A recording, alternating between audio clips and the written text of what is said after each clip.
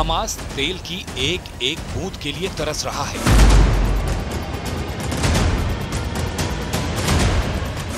तेल का आपातकाल हो गया है। हमास अब बंधकों का सौदा करने लगा है।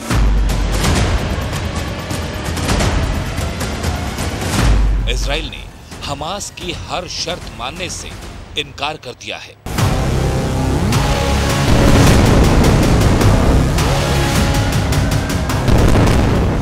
दिन से जारी युद्ध में गाजा बर्बाद हो चुका है। गाजा के कब्रिस्तानों में लाशों का ढेर लगा है। हालात लगातार बिगड़ते जा रहे हैं और अब इजराइल ने हमास का नामो निशान मिटाने के लिए उसका हुक्का पानी बंद कर रखा है।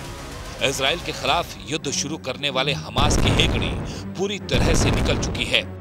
हमास का कहना है कि उसके पास अस्पतालों तक को देने के लिए बिजली नहीं बची है।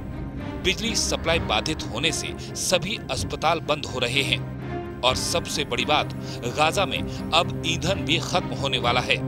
मतलब इजराइल से लोहा लेने की बात करने वाला हमास अब अंधेरे में डूबने वाला है, क्योंकि इजराइल ने साफ कर दिया है कि अगर हमास सभी बंधकों को रिहा भी कर देता है तो भी गाजा में ईंधन की सप्लाई नहीं होने दी जाएगी।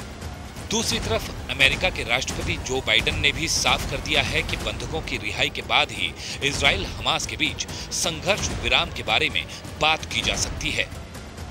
He was very, very interested in what we were doing to deal with some of the crises that we're facing, particularly in Israel this time around.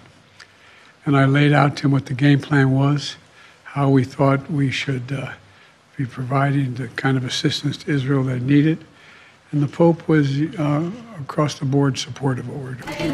We should have a ceasefire, not a ceasefire, we should have those hostages released, and then we can talk. मतलब Israel और America ने एकदम साफ कर दिया है कि पहले हमास को उन बंधकों को रिहा करना होगा जिन्हें वो अपनी ढाल बना रहा है।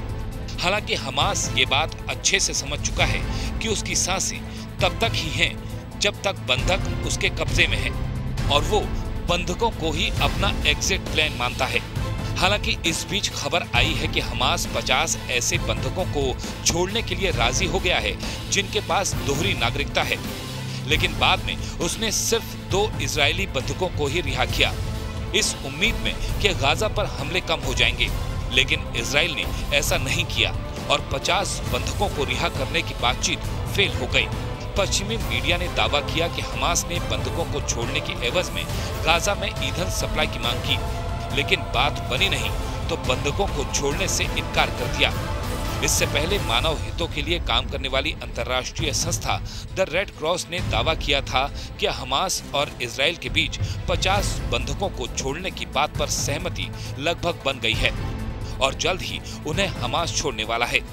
हालांकि हमास ने उन 2 महिला बंधकों को रेड क्रॉस को सौंप दिया जिनकी रिहाई की पेशकश का दावा वो पहले भी कर चुका था।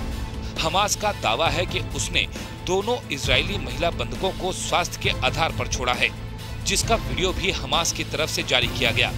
इजरायली मीडिया के मुताबिक दोनों महिलाएं तेल अवीव पहुंच चुकी हैं। हालांकि इस बीच इजराइल के प्राइम मिनिस्टर बेंयामिन नेतन्याहू ने एक बार फिर साफ कर दिया है कि वो इस बार हमास का खात्मा करने से पहले रुकेंगे नहीं।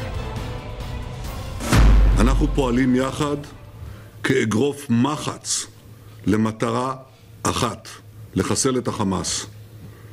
אנחנו נותנים גיבוי זה לזה, ואנחנו נותנים גיבוי לצבא ההגנה לישראל, ללוחמים שלנו, למפקדים שלנו. ואני מבקש אזרחי ישראל שתדעו דבר נוסף. אנחנו מקבלים את ההחלטות כאן ובקבינט לניהול המלחמה פה אחד.